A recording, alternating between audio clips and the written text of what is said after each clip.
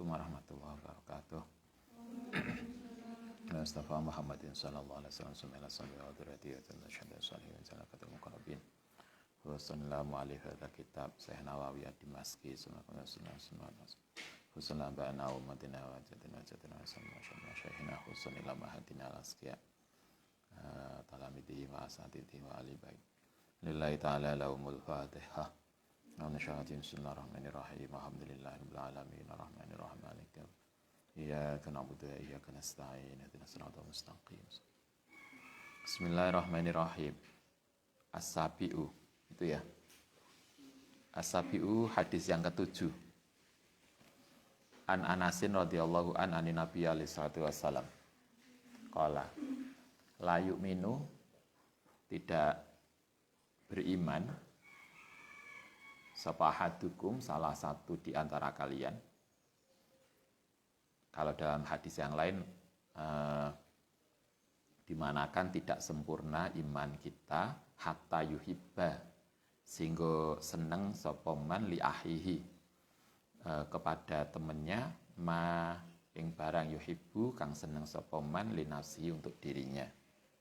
Kalau dalam bahasa kita, seseorang tidak akan dianggap sempurna imannya kalau dia belum bisa memperlakukan orang lain seperti dia ingin diperlakukan.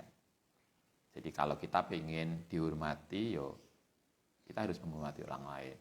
Jangan pernah kita menghina orang lain karena kita juga nggak suka dihina.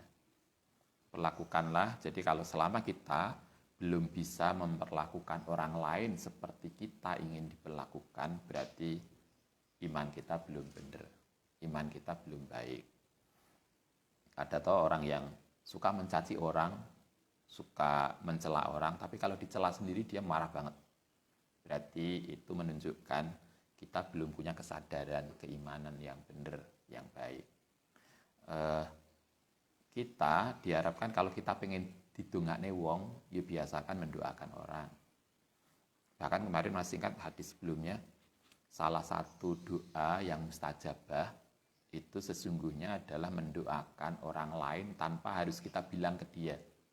Nek koncone ujian skripsi, kita tahu teman kita ujian skripsi, kita secara diam-diam mendoakan pada Allah, pada dia, ya Allah temanku pagi ini ujian skripsi, semoga diberikan kemudahan. Dan kita tidak perlu melapor, Mbak sama tak dongakno loh, enggak, kita enggak perlu melapor. Nah, kata Nabi di dalam hadis itu dikatakan, ketika kita mendoakan teman kita baik, maka malaikat akan mengamini kita dengan mendoakan yang sama untuk kita. Maka berarti sesungguhnya kalau kita ingin sukses, biasakan mendoakan sukses untuk orang lain. Karena doa kita kepada orang lain itu akan diamini malaikat. Dan Anda bisa bayangkan kalau yang mengamini dan mendoakan balik untuk kita itu malaikat, itu jauh lebih mustajabah. Sehingga kalau kita ingin didoakan orang, biasakan mendoakan orang lain. Selama kita, kata Nabi, selama kita belum bisa memperlakukan orang lain seperti kita pengen memperlakukan diri kita sendiri, maka berarti iman kita belum benar. Marilah kita belajar bagaimana kita memperlakukan orang lain menjadi baik sebagai bagian dari ekspresi iman kita. Kedelapan, as-saminu. An Abi Hurairah radhiyallahu an qala Rasulullah sallallahu alaihi wasallam. Innallaha astuna Allah taala iku thayyibun. Allah itu baik. Layak balu, tidak akan menerima sapa Allah ila thayyiban, kecuali yang baik. Allah itu maha baik. Thayyib, thayyib itu bisa baik, bisa sesuatu yang bernilai. Tidak akan menerima kecuali yang baik. Karena itu marilah kita membiasakan kalau kita melakukan sesuatu, pastikan yang kita lakukan itu bukan sekedar formalitas. Ada toh yang nggarap tugas dosen itu pokoknya dadi. Lah Ustaz selama ini jadi dosen, ada yang makalah mahasiswa itu memang benar-benar serius. Tapi ada yang pokoknya ngumpulkan tugas. Tapi lah santri enggak lah. Anda kan mesti serius toh.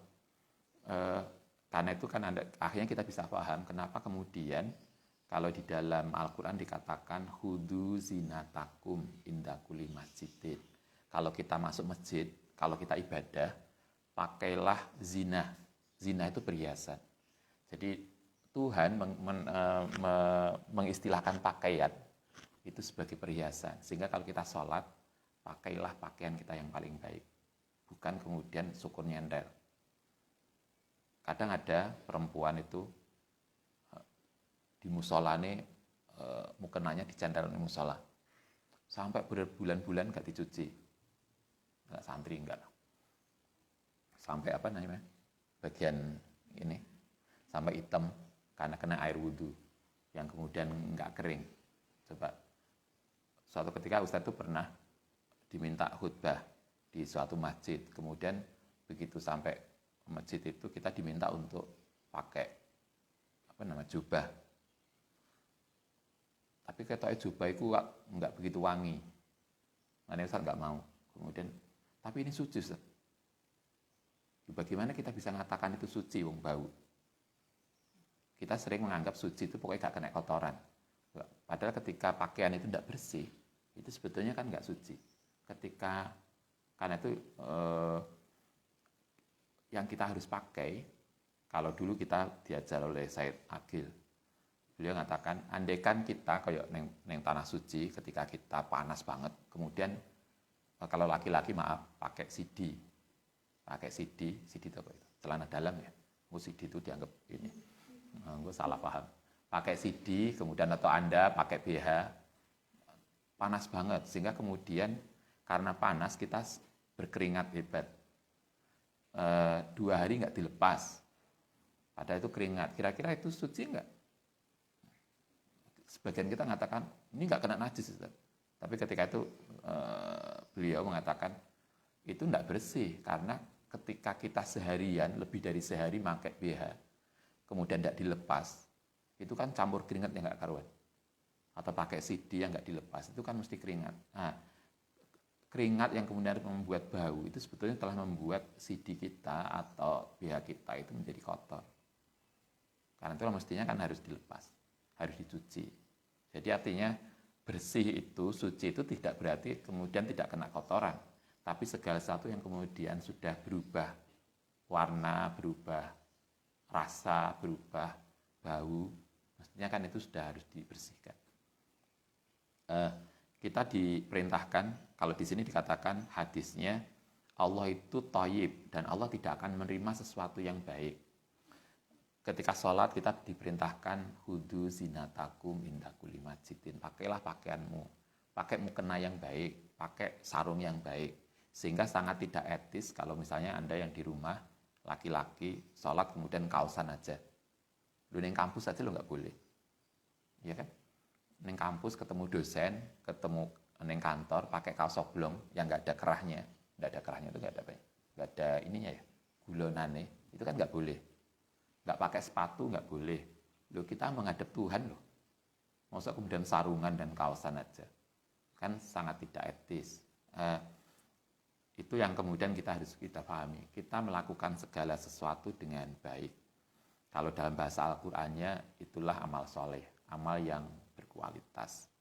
Fa innallaha ta'ala, mongko sak temene Allah taala iku amara memerintahkan sapa Allah al mukminina ing orang mukmin bima kelan barang amara kang perintah sapa Allah bi kelan ma al mursalin ing para nabi. Apa yang harus kita lakukan itu sama dengan apa yang dilakukan oleh para nabi. Para nabi itu diperintahkan untuk berbuat baik dan menjaga perilaku kita, menjaga perilaku beliau yang baik. Karena itu kita mengikuti nabi. Kala ngendika sapa Allah taala, ya ayyuhar rasul, ya ayyuhar rusul. Kalimatnya pakai jamak.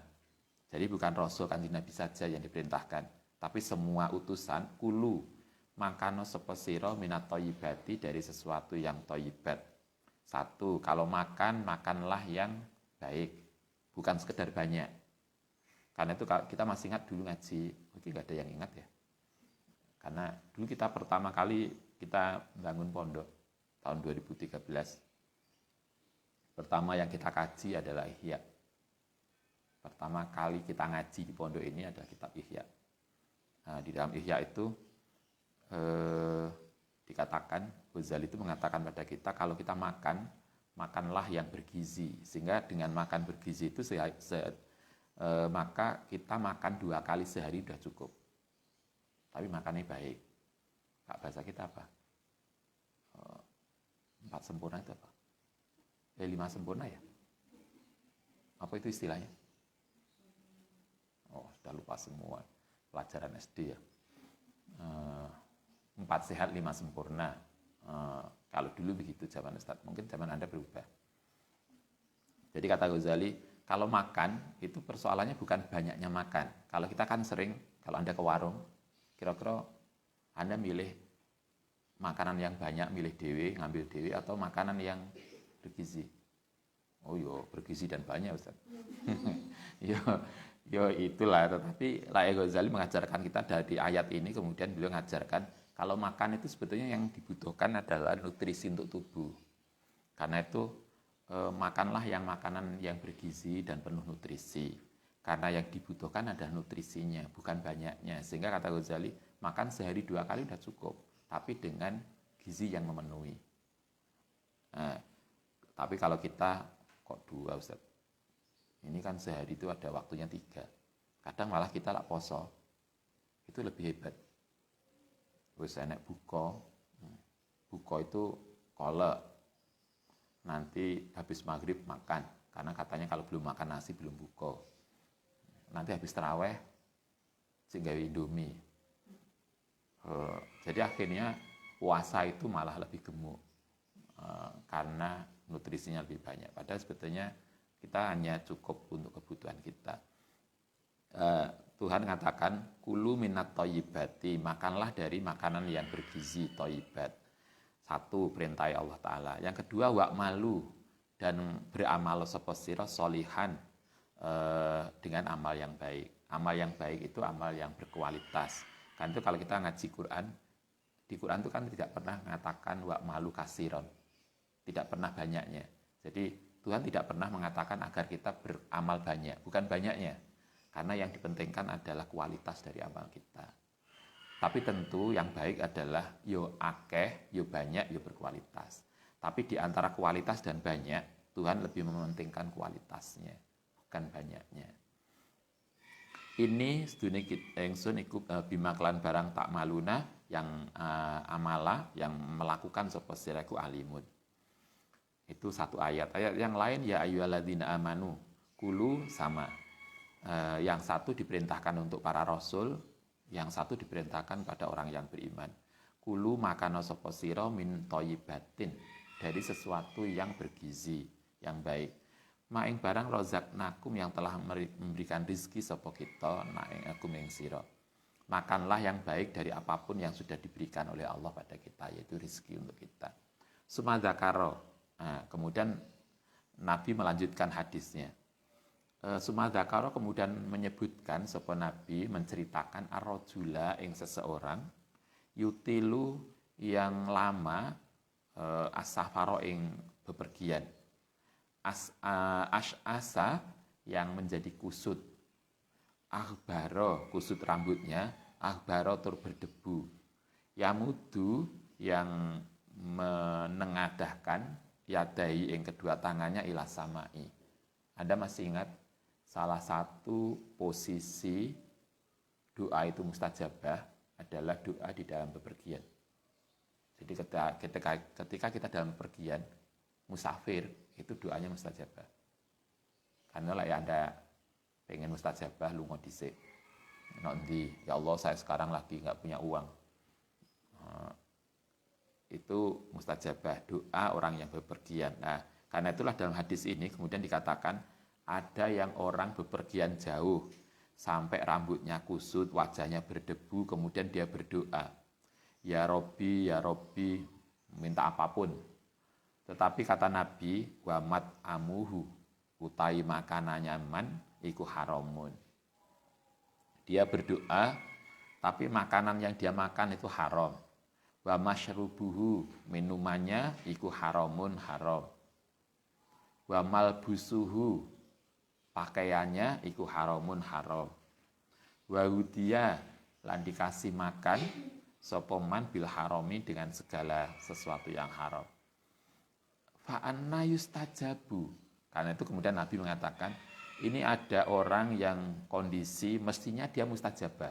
Kata Nabi, mestinya dia mustajabah karena dia berdoa di dalam bepergian.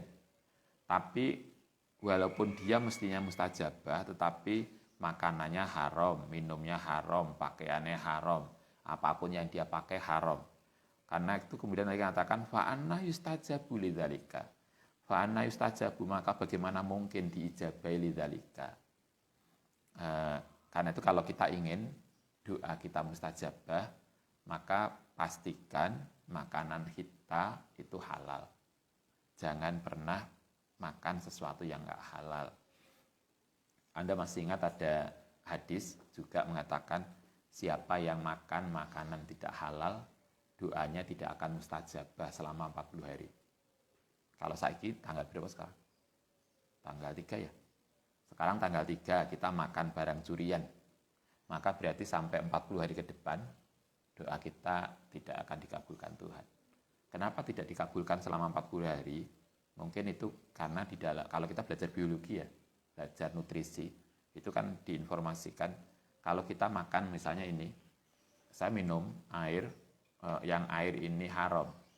Maka air ini setiap sesuatu yang masuk pada tubuh kita, itu kan akan masuk di lambung. Nah, setelah di lambung akan diserap menjadi energi toh. Nah, energi air segelas ini baru akan hilang selama 40 hari ke depan di dalam tubuh kita. Karena itulah selama 40 hari yang di dalam tubuh kita itu tidak ada sesuatu yang enggak halal, maka kemudian doa kita menjadi tidak mustajabah. Nabi di sini juga sama mengatakan, kata Nabi, bagaimana mungkin doa seseorang itu diijabahi oleh Allah padahal makanannya haram, minumnya haram, pakaiannya haram. Sehingga salah satu syarat doa mustajabah adalah kita memastikan apapun yang kita pakai tidak ada yang haram. Itu yang sering Ustaz sampaikan, kita nanti, Anda yang di rumah yang jadi orang tua, Anda yang di sini yang akan jadi ibu, jadi orang tua, marilah kita berusaha memastikan bahwa makanan yang kita masak di rumah, makanan yang kita berikan kepada anak-anak kita, keluarga kita, itu halal. Karena begitu kita ngasih, ini perkara haram, kemudian kita ngasih ini ke anak kita, sesuatu yang haram, ke istri kita, ke suami kita, maka sesungguhnya secara tidak langsung kita telah menjerumuskan anak kita ke neraka. Karena Nabi pernah mengatakan hadisnya, beliau mengatakan begini, kullu lahmin nabata min haram fannaru aula bihi, kata Nabi. Segala sesuatu daging yang ada dalam diri kita yang itu tumbuh dari makanan haram, maka api neraka lebih layak untuk dia. Karena itulah mari kita berusaha nanti kalau Anda jadi ibu, Anda jadi orang tua, mari kita berusaha memastikan bahwa apapun yang kita masak untuk keluarga itu tidak ada yang salah, tidak ada yang haram, bersih, suci. Karena itu kan kalau di rumah dulu Mbak Ibu Nganjuk itu ngajari kita anak-anaknya, masakan yang dimasak di dapur itu bukan hanya dijamin halalnya, kalau halalnya kita sudah berusaha keras, itu juga bersih. Jadi segala sesuatu mesti dicuci, tidak ada sesuatu yang nggak dicuci. Nah, jangan kemudian, wah nanti kalau nggak dicuci ini Ustaz, kalau dicuci hilang sedepe. Terus gimana kalau itu kemudian nggak suci? Sehingga segala sesuatu dipastikan selain halal itu bersih, suci. Itu penting di dalam masakan kita. Karena itu kalau Anda ngaji ta'lim mutalim, di ma'had kan ngaji ta'lim mutalim kan?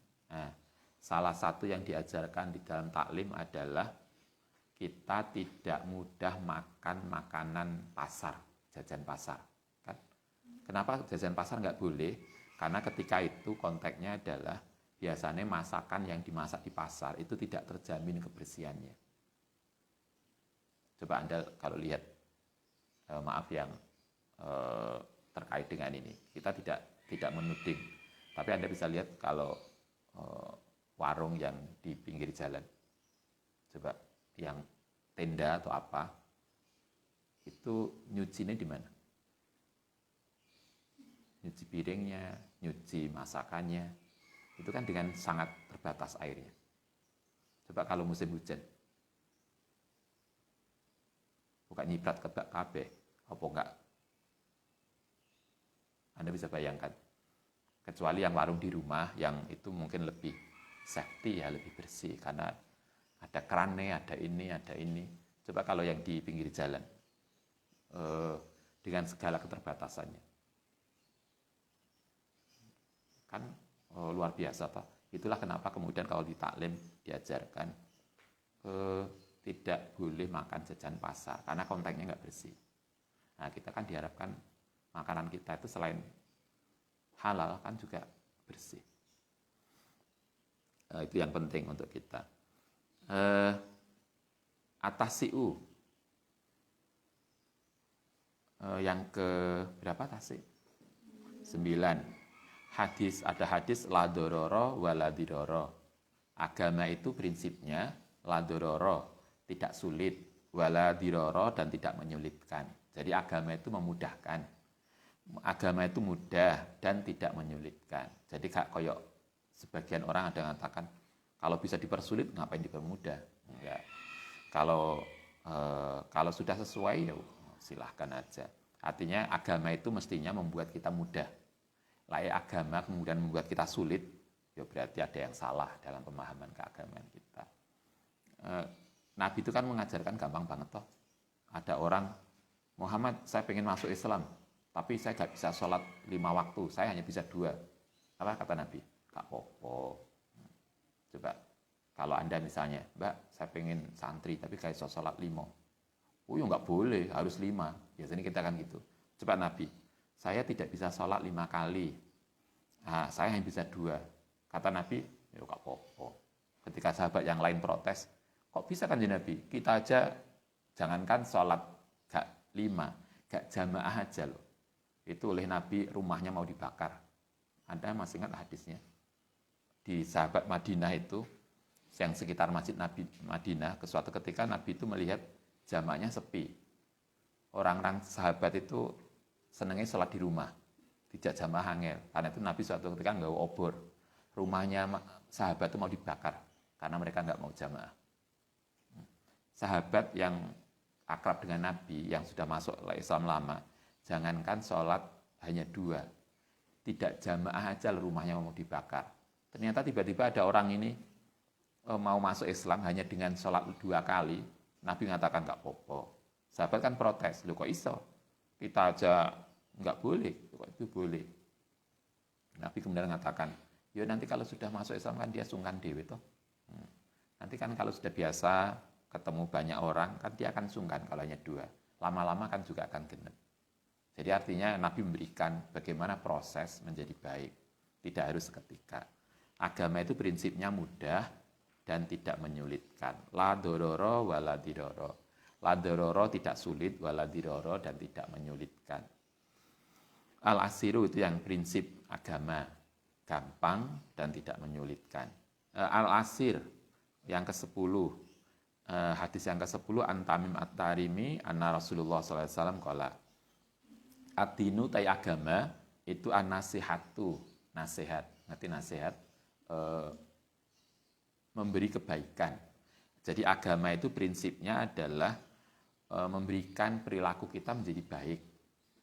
Liman, untuk siapa? Kita itu berbuat baik untuk siapa? Di dalam beragama, 1, lillah, berbuat baik pada Allah. Sehingga kemudian ibadah kita itu mesti berusaha baik. Jadi bukan sekedar formalitas, bukan kok, salat mbak, sampun Ustaz. Kok cepat? Udah hafal Ustaz. Salatnya pokoknya salat formalitas, enggak. Jadi kita berusaha menikmati salat kita dengan baik. Agama itu prinsipnya adalah 1, melakukan kebaikan, 1 untuk Allah. Kedua, wali kitabihi, berbuat baik sesuai dengan ajaran kitabnya Allah Ta'ala Al-Quran. Wali rasulihi, dan berbuat baik kepada Kanjeng Nabi untuk sesuai dengan yang diajarkan Nabi maksudnya. Wali a'immatil muslimin, dan kepada para pemimpin orang Islam. Wa ammatihim, lan masyarakat Islam. Jadi Berarti kalau kita masuk Islam, kalau kita beragama, itu berarti mestinya perilaku kita itu menjadi baik. Baik kepada Allah, baik kepada Rasulullah, baik kepada masyarakat, dan baik kepada semuanya. Sehingga kalau kita ngaku beragama Muslim, tapi perilakunya kita nggak baik kepada sesama manusia, berarti ada yang belum lengkap. Ada tuh orang yang hanya baik kepada Allah, sholatnya apik, sholat malam rajin, tapi dengan orang lain luar biasa judes. Coba Anda bisa bayangkan, siapa yang membunuh Sayyidina Ali? Bukan orang non-muslim toh. Yang membunuh Sayyidina Ali kan orang Islam juga. Loh, apa mereka nggak sholat? Loh, mereka ahli sholat malam. Karena itulah kemudian sampai jidatnya hitam. Apa mereka nggak baca Quran? Loh, mereka hafid. Yang membunuh Sayyidina Ali itu loh hafid bil Quran. Ahli tahajud. Kenapa kemudian mereka menjadi keras sesama muslim? Itulah yang kemudian tidak tepat pemahamannya. Seolah-olah karena itu kan kemudian kita diajarkan baik itu bukan hanya sifatnya spiritual, tapi juga sosial. Nah, kalau ngaji di sini kan agama itu adalah perilaku yang baik, tidak hanya kepada Allah, sehingga orang baik itu tidak hanya yang ahli wiridan. Wiridan itu penting, tetapi bukan itu kebaikan. Kebaikan itu juga kepada wa amatihim, pada semuanya. Kan itu Anda bisa lihat di dalam surat Al-Baqarah, Anda nanti bisa cek, ada ayat laisal birra antuwalu wujuhakum kibalal masyriq wal maghrib. Ayat itu jelas banget bahwa apa yang disebut kebaikan itu bukan hanya antuwalu wujuhakum. Kebaikan birra itu bukan hanya kalau kita menghadap wajah kita ke kiblat, bukan hanya sholat. Karena itulah kemudian di situ Allah mengidentifikasi 5 bentuk kebaikan. Nah, nanti kita bicarakan pada sesi yang lain. Tetapi di situ dari 5 itu yang terkait dengan ibadah hanya 2. Yang 3 itu sosial. Itu luar biasa loh. Itu yang kita harus pastikan bahwa kita beragama itu berarti kita berbuat baik tidak hanya kepada Allah dan Rasulnya, tetapi juga wa amatihim kepada seluruh manusia. Wa an Abi Hurairah radhiyallahu anhu sami'a an-nabiyya sallallahu alaihi wasallam yaqulu. Nabi mengatakan gini, ma utawi barang nahaitukum yang mencegah sapa kita kum ing sira anu saking ma ya fastanibu. Mongko menjauhana sapa sira ing ma. Kata Nabi, apapun yang dilarang oleh Nabi jauhi. Wama utai barang amartukum yang memerintahkan sapa ingsun kum ing sira bi iklan ma ya fa'alu. Ada perbedaan yang bagus di hadis ini. Kalau kita dilarang jauhi semaksimal mungkin, jauhi sejauh-jauhnya. Tapi kalau kita diperintahkan amartukum fa'alu mastata'tum, lakukan semampu kita. Jadi kan kadang ada kita itu diperintahkan sholat, ya harusnya berdiri, ya. Tapi kalau kita sakit nggak bisa berdiri, boleh kita duduk. Karena mampu kita duduk, ya duduk. Yang penting dilakoni. Karena itu kan Anda masih ingat atau ada hadis, ada prinsip kalau kita tidak bisa melakukan semuanya, jangan ditinggalkan semuanya. Jadi kalau kita duha itu 8 rakaat. Kita 8 rakaat nggak bisa, Ustaz. Ya nggak apa-apa, nggak 8, asalkan nggak ditinggal. Ya bisa 2, bisa 4, silakan. Prinsipnya, kalau kita nggak bisa melakukan secara maksimal, jangan ditinggalkan semuanya. Lakukanlah sebagian. Mastata'tum, semampumu. Fa'inna mahalaka. Kata Nabi, fa'inna mahalakan pastine telah menjadi rusak sapa alladzina orang-orang min qablikum sebelum sira kasratu masailihim krana banyak iku kasratu masailihim terlalu banyak nanya.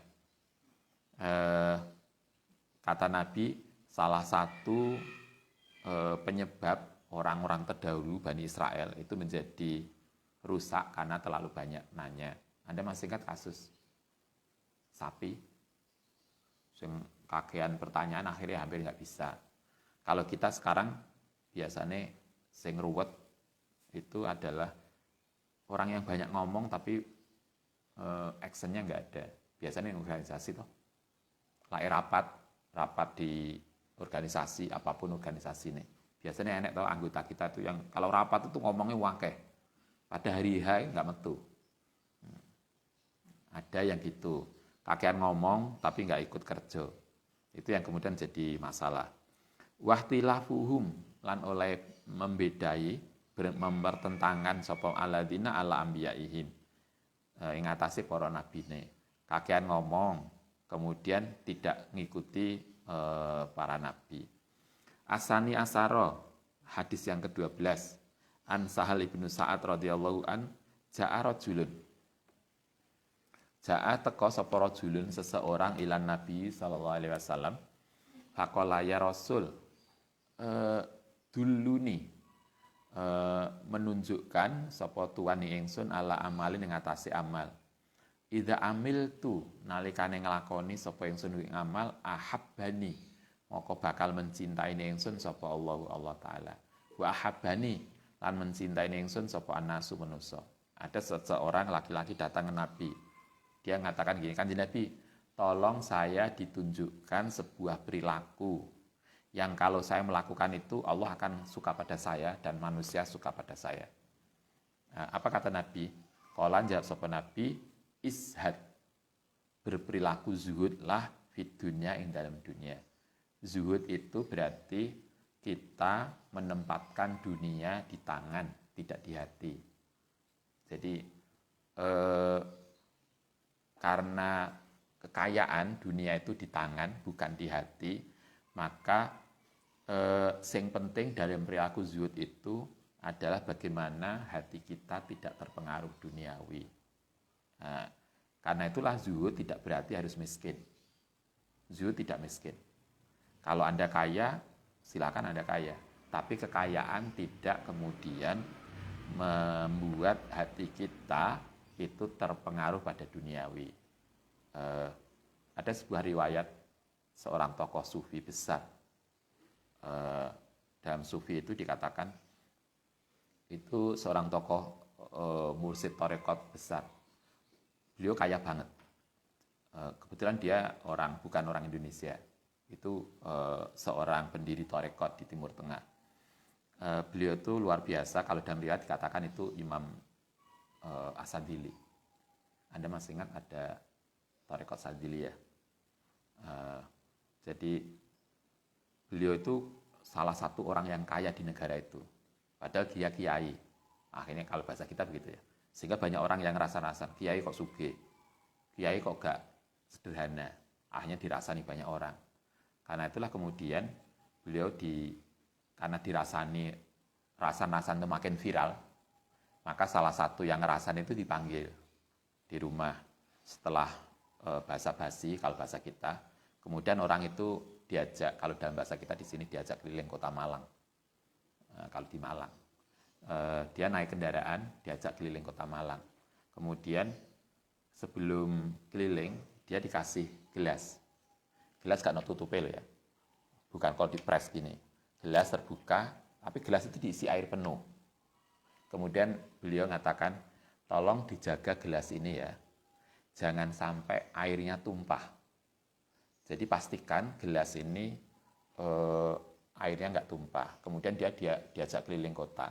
Setelah selesai pulang dari kota Malang, keliling kota, kemudian orang tadi ditanya, apa pendapat Anda tentang kota yang kita lewati tadi? Apa jawaban orang itu? Maaf, ngapunten, saya nggak sempat memperhatikan, saya nggak tahu. Loh kok kamu nggak memperhatikan? Karena mata saya nggak sempat melihat, karena mata saya tertuju pada gelas ini untuk menjaga agar airnya nggak tumpah. Nah, begitu orang itu jawab tadi, beliau mengatakan, seperti itulah juga saya. Anda melihat saya kaya, tapi hati saya untuk Allah SWT. Itulah zuhud. Zuhud bukan berarti miskin. Zuhud itu bisa kaya, tetapi kekayaan tidak mengganggu hati dia kepada Allah SWT. Nah, apa yang diajarkan oleh Kanjeng Nabi adalah izhad fid dunya. Berperilaku zuhudlah, hati kita hanya kepada Allah, walaupun kita kaya. yuhibbuka moko bakal suka seneng cinta ka ing sira sapa Allah. Berperilaku zuhudlah, maka perilaku zuhud itu akan membuat Allah cinta pada kita. Washad lan zuhudlah fima ing dalem barang indan nasi. Maksudnya zuhud yang ada di dalam manusia itu adalah kita tidak tomak. Ngerti tomak ya? Apa tomak itu? Berharap pemberian orang. Enek tonggone duwe gawe gak masak. Apa gak masak, Mbak? BE nanti kan diteri. Apa diteri? Akan dikasih. Ternyata tonggone lali. Akhirnya kita marah-marah. Loh, kita marah-marah sebetulnya kan bukan salah dia, salah kita.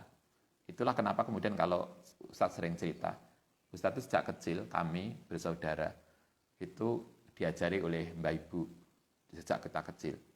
Kalau mau keluar kemanapun, keluar dari rumah, mau main, bahkan kalau kita mau tahlilan, Anda tahu kan, kalau kita diundang tahlil, diundang pesta, itu kan mesti biasanya untuk mangan. Tapi kalau Mbak Ibu mengatakan, kita anak-anaknya itu nggak boleh keluar rumah sebelum makan. Walaupun mau diundang tahlil, suruh makan dulu. Walaupun sedikit harus makan, nggak boleh nggak makan. Kenapa? Kalau perut kita kenyang, kita tidak akan pernah berpikir mengharap pemberian orang. Coba kalau Anda lapar, mau gak metu-metu tuh itu suguhan nih. Kadung kita bayangno lauk enak ternyata kasinan, wis ngrasani tonggone. Coba, kenapa begitu? Karena kita lapar. Karena itulah kata hadis Nabi, jangan pernah berharap pada orang, jangan pernah tamak. Agar kita bisa tidak tamak, maka pastikan kita cukup dengan diri kita. Sehingga sampai hari ini pun, Anda bisa nanya Ibu, sampai hari ini pun Ustadz nggak pernah keluar rumah sebelum makan. Kita harus makan dulu. Sehingga di luar, walaupun mau diundang orang sampai hari ini, walaupun mau misalnya ada tetangga mengundang kita tahlilan, Ustadz mesti makan dulu. Kita tidak pernah berharap makanan dari mereka. Karena kita sudah kenyang. Saya nggak dikasih, alhamdulillah, nggak dikasih itu tidak problem. Karena kita sudah cukup. Nah, itu penting agar kita itu menjadi tidak tergantung pada orang. Jangan dibalik, ojo mangan, nanti kan yang kono mangan. Enggak, kalau kita dibiasakan oleh Mbak Ibu enggak gitu. Agar kita kemudian enggak ada pikiran apapun terkait dengan orang. Karena itu kata Nabi, washad fima indan nas. Jangan pernah cukuplah dirimu atau jangan pernah berharap pada orang yuhibbuka. Mongko bakal cinta ka ing sira sapa nas. Kalau kita kemudian tidak ngeriwui orang, maka orang akan suka pada kita. Itu perilaku yang diajarkan Nabi, zuhud, cukup merasa dengan cukup kebutuhan kita.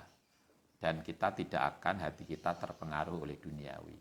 Itu perilaku zuhud yang insya Allah, kata Nabi, Allah akan membuat Allah suka pada kita dan masyarakat akan juga suka pada kita. Oke, kita lanjutkan besok. Koyo es bolak-balik dulu jam. Salam Al-Fatihah.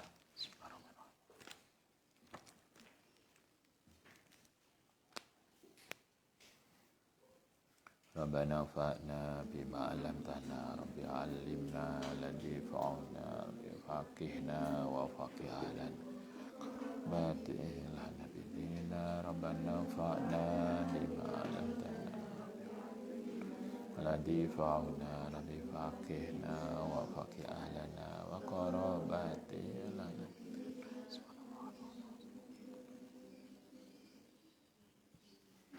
Assalamualaikum warahmatullahi wabarakatuh.